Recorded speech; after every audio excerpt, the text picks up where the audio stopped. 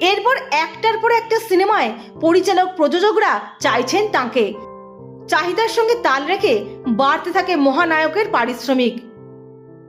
সেই সময় তিনি প্রতি ছবি পিছু 2 থেকে 3 লক্ষ টাকা করে নিতে শুরু করেন।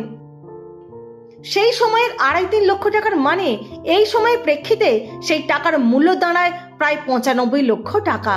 তবে শোনা যায় চলচ্চিত্র থেকে উপার্জন করা সমস্ত টাকাই উত্তম কুমার ফের চলচ্চিত্রেই বিনিয়োগ করেছিলেন। তবে চলচ্চিত্র প্রযোজনার ক্ষেত্রে খুব একটা সফল হননি মহানায়ক উত্তম কুমার।